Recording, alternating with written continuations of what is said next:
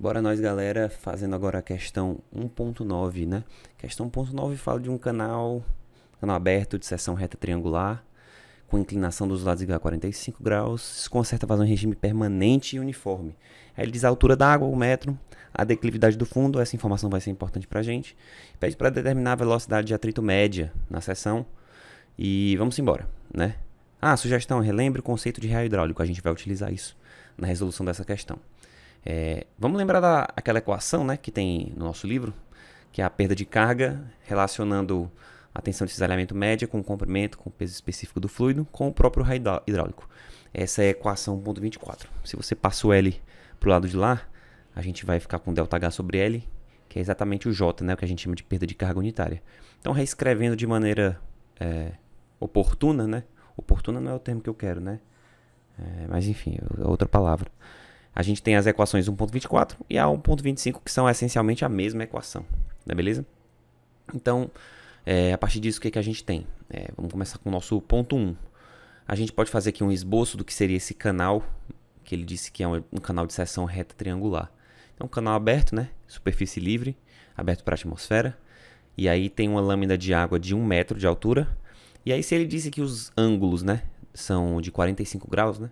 A inclinação dos lados do nosso canal, a gente consegue tirar algumas informações a partir da geometria do nosso canal, que é um triângulo, né? Eu desenho aqui esse 45 graus, isso aqui vai ser a nossa altura, que é igual a 1. Eu consigo encontrar a hipotenusa, né? E eu também consegui encontrar essa basezinha do triângulo tracejado. Inicialmente, vamos encontrar a hipotenusa, eu vou chamar de x aqui. A hipotenusa desse triângulo eu posso encontrar através da relação seno. Seno de 45, que eu devo saber que é a raiz de 2 sobre 2. E aí eu comparo com a relação cateto oposto sobre a hipotenusa. E aí eu encontro que o meu x vale raiz de 2 metros. Fiz uma simplificação ali, até me esqueci o nome disso aqui na matemática, né? Você multiplica em cima e embaixo por raiz de 2, né? Por raiz de alguma coisa para poder retirar o radical do denominador. Radicalizar, adicionar, não sei mais também. Agora eu esqueci.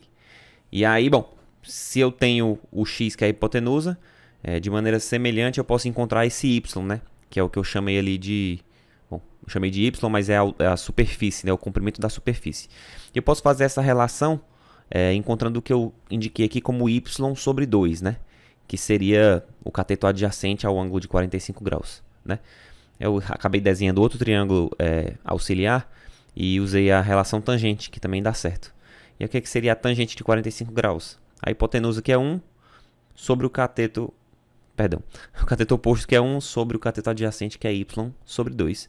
E aí você consegue encontrar que o y vale 2 metros, né? Você relacionou com o y sobre 2, mas você de maneira direta já encontrou o y. Então, a base do triângulo, que na verdade é o comprimento da superfície livre, vale 2 metros. E a hipotenusa, né, que é a lateral do canal, né, que está inclinado, vale raiz de 2. E aí a gente vai para o ponto 2 da nossa resolução, que é determinar o raio hidráulico. Bom, aí o que ocorre, né? O raio molhado é a relação entre a área molhada e o perímetro molhado. A área molhada na verdade, é a área, né? A área da seção é a área que o líquido ocupa, que é a própria área do triângulo, que eu posso calcular multiplicando base vezes altura. A nossa base vezes altura sobre 2, claro, perdão.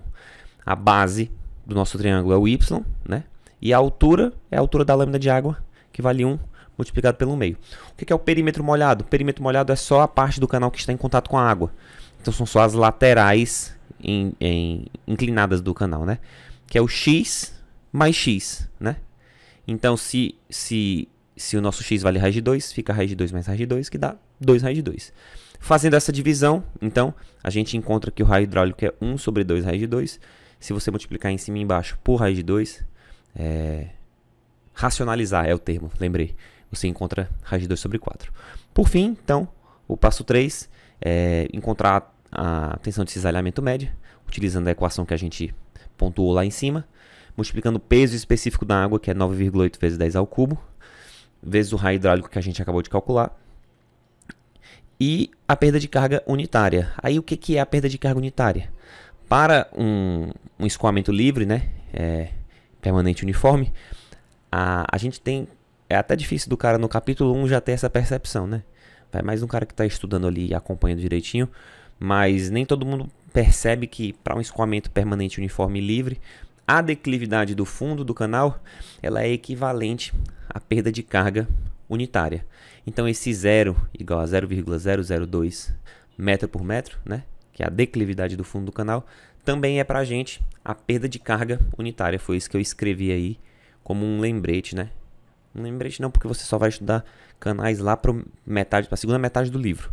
Mas enfim, fica aí o registro para que vocês entendam de onde a gente tirou o J, né? Que seria a perda de carga unitária.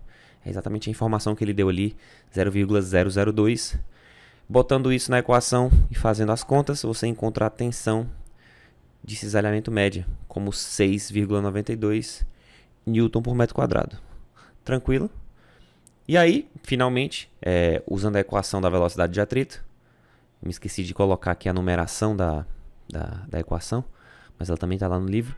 Ela é a tensão de cisalhamento média dividido pela densidade da água e a raiz quadrada disso, né? Se você fizer essa continha, você vai encontrar a velocidade de atrito, que vai dar em metros por segundo, né? E fica 6,92 dividido pelo, no caso aqui eu vou utilizar 10 ao cubo, né? Porque para ser consistente com os valores que eu já adotei. E aí a gente vai encontrar uma velocidade de atrito 0,0832 metros por segundo. Tranquilo?